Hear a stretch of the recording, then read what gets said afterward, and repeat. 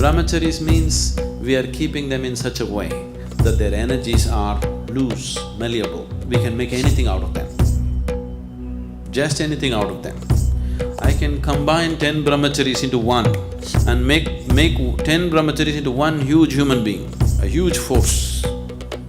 We have kept their energies loose, no personality. Whichever way you bend, they will become that way. That by the time you became 14, your intelligence got hijacked by your hormones so much, you can't understand or you cannot accept how somebody can be free from it.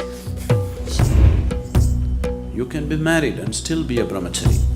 It is possible. Because it'll come every 3 years. Much more hyper, it'll come once in 18 months. Much more hyper, it'll come once in 3 months. If it comes below 3 months, you shouldn't be here, you should be in a mental asylum. Yes.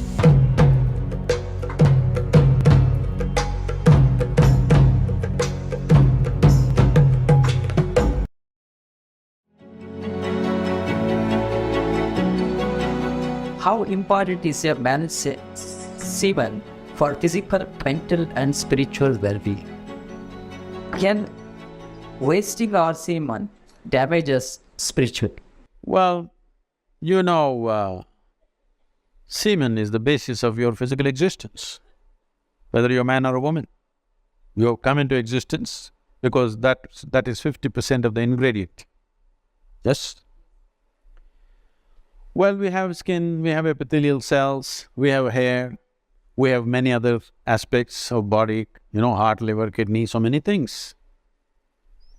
All these cells are of a certain potency in their own way.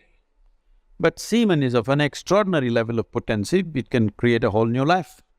Well, today you can take an epithelial cell and do a lot of things in a laboratory and maybe we can clone you, all right?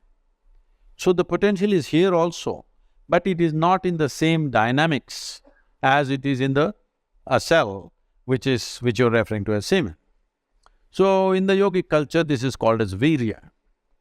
Virya also refers to what you call as vajra, which means stability, or diamond, which is the hardest thing. So in the human body, virya is considered to be like vajra. That means it is one of the most potent things if you know how to use it.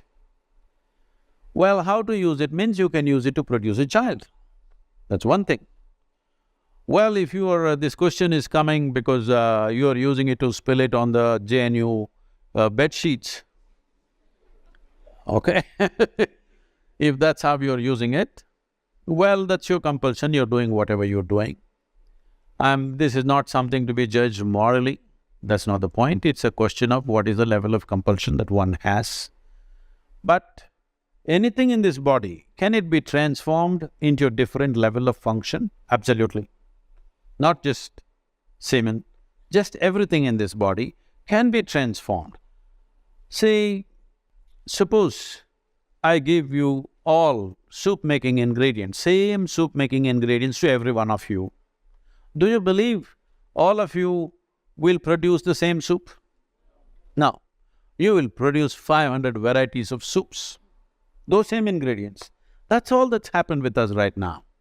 All of us are fundamentally same ingredients, but see how different each one of us are. Different soups. Well, if I give you soup-making ingredients, either you can make a great soup or a lousy soup. Depends what kind of skills you have, isn't it? So this goes for everything, not just for semen.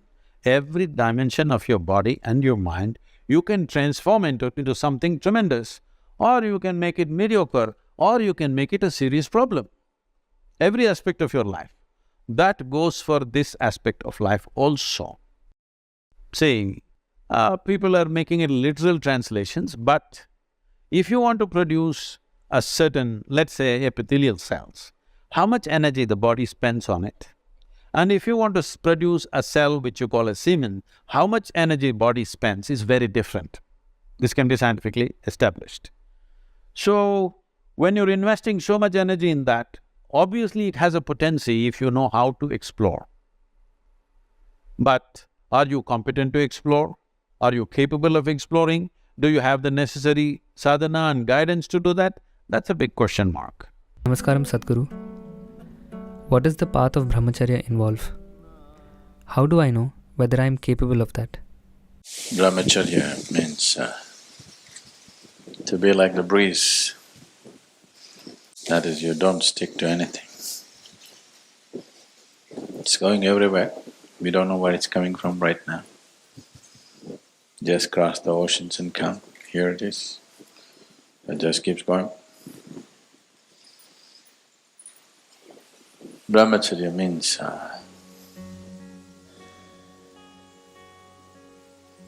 simply just being life. Just to live the way you were born. Alone. Even if your mother happened to bear twins, you still were born alone. In a very close association with the Divine. Just to live like that. Brahmacharya is not a great step. Just to exist as life is. Marriage is a great step. You're trying to do something very big. At least people believe so. Brahmacharya means you did nothing. You allowed your life to happen, just the Creator made you. You don't make anything out of it. To be on the path of Brahman or the Creator, just to be His way, not your way. Marriage, you get married thinking it's going to be your way, but it's going to be somebody else's way.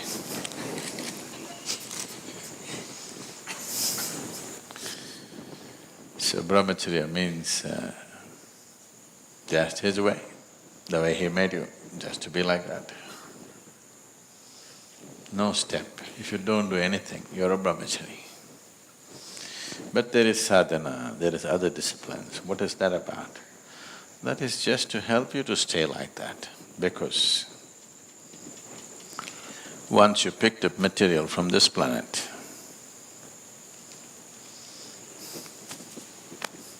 once you pick up substance from this planet, the qualities of this planet will enter you and try to rule you. One basic quality of once you pick up earth is, there is something called as inertia. So, to be in the path of the Divine means not to give in to the way of the earth. One thing is inertia, another thing is a compulsive movement. If you pick up a piece of this earth, you become like the earth. It tries to take you in circles. Cyclical movement is the basis of everything that you call as physical in the universe. The physical can exist only if it is cyclical. Brahmacharya means you don't want to succumb to the cyclical movement, because a brahmachari has realized that the world can do without him, so he doesn't want to come back. See, cycle means if you move in a circle, however large the circle is, you come back, isn't it? Even if you're not invited. Yes or no? Once you're on a circular path, invariably you will come back. We don't know whether people want you or not, whether the world wants you or not, but you'll anyway come back because you're in a circle. So those who have realized that they're not really wanted around here, they want to be on a straight path, the path of the Divine, not the planetary trajectory. So, to see that you do not succumb to the ways of the planet, because if you're identified with this, you are just a piece of the planet. Everything that you have is borrowed from this planet, and it will rule you from within.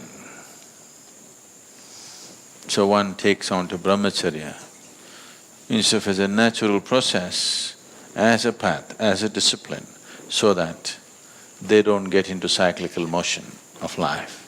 They don't want to succumb to this. On and on and on, the same things happen.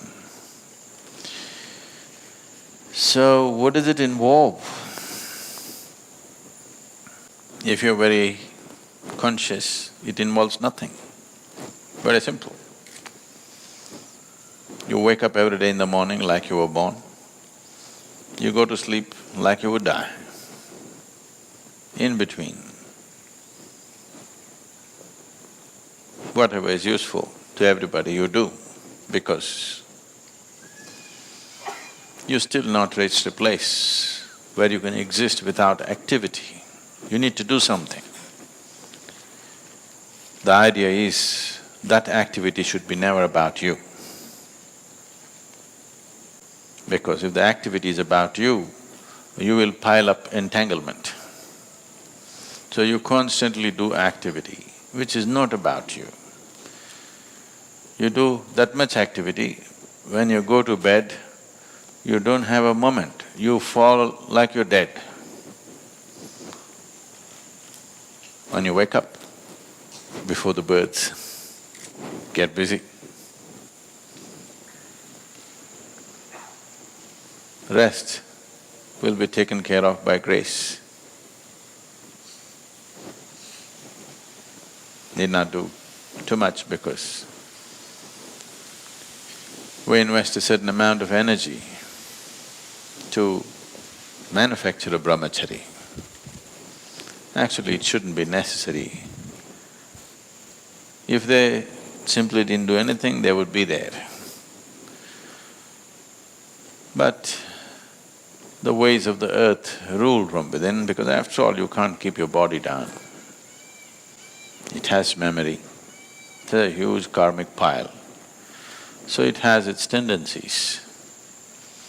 To go beyond these tendencies, which are not natural to your being, but it is like… because this vehicle tends to go like this. Suppose you are driving a car and it has a little alignment problem, it keeps pulling like that. You have to straighten it, otherwise it'll go. This is just like that. This has an alignment problem. It always wants to go like this. Once it bends, it's just a question of time before it completes the circle. But because it is taking a certain period of time and one's awareness is not in any great place, every time you pass the same spot, it looks like a new place. It will. If you sat here in the afternoon, the same place where you're sitting, the whole place would look different if it's sunny and in a different way. Now you sit, it looks different. Come at 12 in the night and sit down, it looks different. So you think you come to a different place every time. But no, it's just a question of time, season and short memory. Because of a certain mathematic involved in the movement of the planet, generally your cycles are little over 12 years. Same spot you keep hitting. Most people don't even realize. It's not lifetime to lifetime, that is also there. But within this life, every 12.5 years you're going through a cycle. Most people never even notice it, that the same things are happening. Most people, 99.9% of the people don't notice. Very few people notice the same situations, and both physiological, psychological and outside situations, similar things are coming by. If you're little hyper, it will come every 6 years. If you're little more hyper, it'll come every 3 years. Much more hyper, it'll come once in 18 months. Much more hyper, it'll come once in 3 months. If it comes below 3 months, you shouldn't be here, you should be in a mental asylum. Yes, if your cycles are less than 3 months, for sure you're dangerous for yourself and everybody around you. You should be in an asylum. Because your cycles are so short, you will become volatile, dangerously volatile. So, whether you're doing a 12-year cycle or you're doing a 3-month cycle, it's just the difference is only question of percentages of madness, isn't it?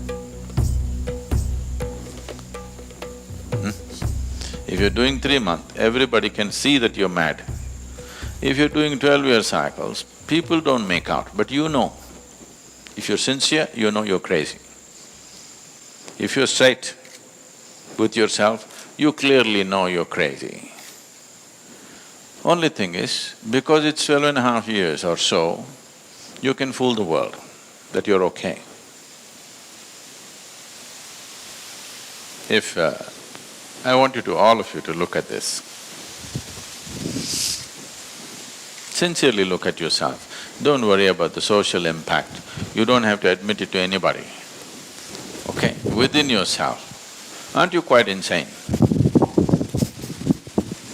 Don't have to say anything. You don't have to admit it in front of people. But I want you to sincerely look at this. If you're sincere and straight about yourself, you know you're quite off. If you've admitted this to yourself, you want to fix it. But you have become so much of a social being, how you are doesn't matter, how you look is all that matters to you.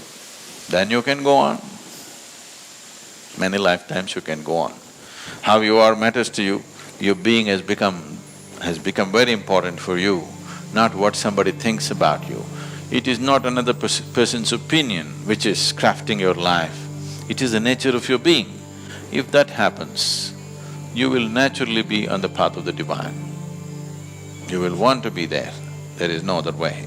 One thing is, it's good for the nation's population. I'm just listing the benefits. Why Brahmacharya? What is Brahmacharya first? Brahman means the ultimate or the divine.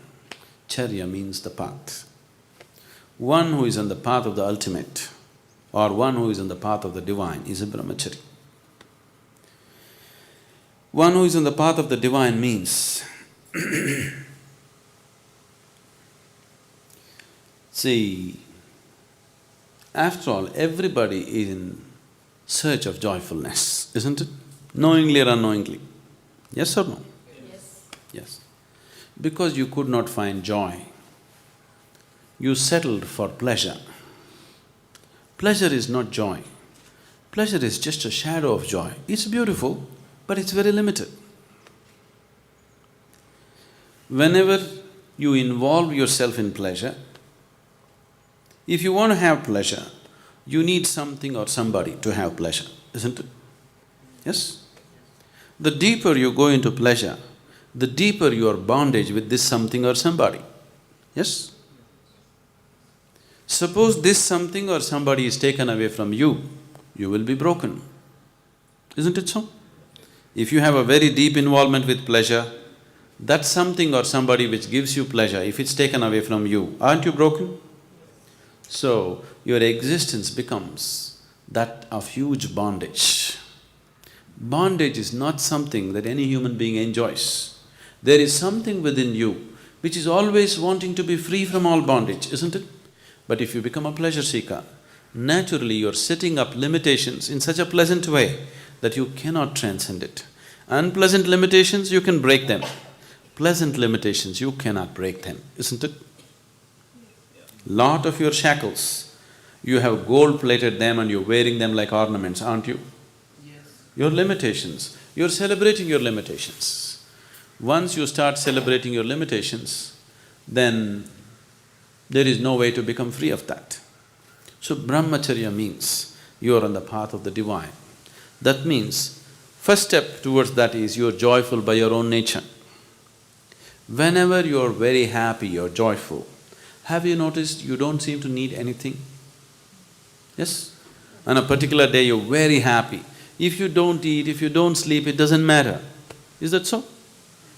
you're unhappy, then everything has to be perfect, you complain about everything in the world. Isn't it so?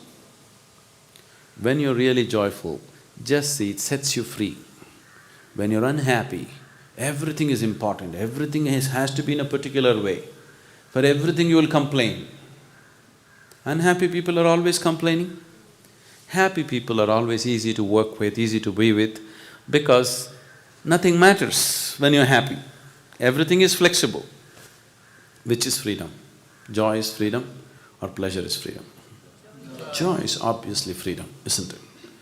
So, you're seeing how to become joyful. If you seek it outside, you will invariably end up becoming a pleasure seeker.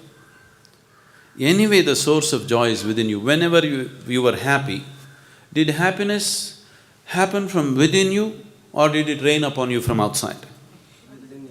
Always within you, isn't it? So if the source of happiness is within you, searching for it outside is quite a stupid thing. Yes? It is just that the source of happiness is within you, you are using an external stimulus to bring forth the joy in you. Or in other words, your joy is on push start. Shall we fix self-start on it? Don't want? If you put self-start on your joy, then you're a brahmachari. Now, you're on the path of the divine. You're joyful by your own nature. Have all the brahmacharis here become like that? Maybe not, but that's the intention. They're working towards that. To work towards that, you need a certain space and time of your own, that you don't have other things to handle in your life. So, they have chosen a certain way of life. Now, yesterday we went up the mountain, just carrying your own body weight and reaching there, many of you, your legs are trembling, isn't it? Suppose you want to carry 4 people on your shoulders and walk up the mountain, how many of you would make it? Most of you would not make it, isn't it? So that's why Brahmacharya. You understand? You are planning to climb a big peak. If you had the strength to carry 10 people on your shoulders and walk, that would be fantastic. But we rarely find such people. It's better to walk alone. So they walk alone. Now, your problem is that by the time you became 14, your intelligence got hijacked by your hormones so much, you can't understand or you cannot accept how somebody can be free from it. Somebody can just sit here and be happy. They don't have to get married, they don't have to run behind the opposite sex, they don't have to do this or that. They're just happy doing simple things in their life, more joyful than you, more intense than you. So does it mean all of you should become a brahmachari? No, all of you should become a brahmachari internally. In terms of lifestyle, not necessarily. Brahmacharya does not mean just celibacy, okay? That is just one of the aspects that have been taken up as a supportive system to become a brahmachari. Brahmacharya means you're walking the path of the divine, that you're ecstatic by your own nature. You can be married and still be a brahmachari. It is possible. Because you are joyful by your own nature, you're not trying to extract joy from your husband or wife. You are joyful by your own nature. This is how it should be. The whole world should be brahmachari, isn't it? Everybody should be joyful by their own nature. If two people come together, it should be more a sharing of joy, not extracting joy from each other, isn't it? So those who have decided that they don't want to extract anything from anybody, they want to source their own inner joy, they have taken Brahmacharya. And why a certain order has been set up? They have been taken up not just for their realization. If it's just their realization, we can take care of in so many ways. How many of you eaten mangoes? You eaten mangoes? You ate mangoes? No? How many of you have planted mango trees? See, Just 10 people have planted mango trees, but everybody has eaten mangoes. It's only because constantly in every generation, those 10 people are planting mango trees, everybody else is eating, isn't it? So, to carry on the spiritual path in its integrity, brahmacharis are needed. Brahmacharis means we are keeping them in such a way that their energies are loose, malleable. We can make anything out of them, just anything out of them. I can combine 10 brahmacharis into one and make 10 brahmacharis into one huge human being, a huge force. We have kept their energies loose, no personality. Whichever way you bend, they will become that way. See, if we take analogies, you are like a pot, you are a karmic pot. A certain karmas, certain influences have molded you into a certain shape, yes? Now you become a certain type of person. With the process of living, when you were a child it was little more malleable, when you were a youth it got little rigid, by the time you're a full adult it's totally rigid. This is just… we can see the pot is slowly being burnt with the process of life. Now by the time you're reasonably old, it is totally rigid shape. If you do anything else with it, it'll break. See, now there's a burnt pot here.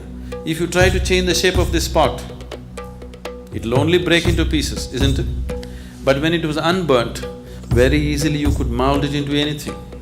You made 10 unburnt pots. Tomorrow if you don't like it, you can put all of them together and make one big pot, isn't it? Now, we are unburning people. We are unburning them into that state where they're very malleable. We can give them any shape, any form. So brahmacharis are working towards that. It's a huge sadhana. It is not just… like other systems in the world are doing this, just they take a vow of celibacy. This is not like that. There is a whole system of what they're doing with their energies.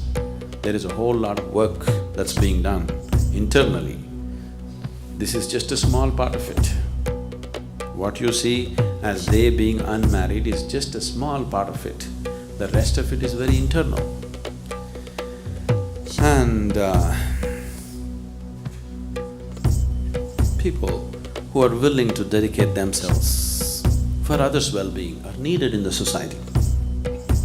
At any time, if there is nobody in the society who is thinking about others' well-being, that society is heading for ruin, definitely. That's what has happened to this society right now. There are very few people thinking of everybody's well-being. Others are all, what about me, what about me, what about me?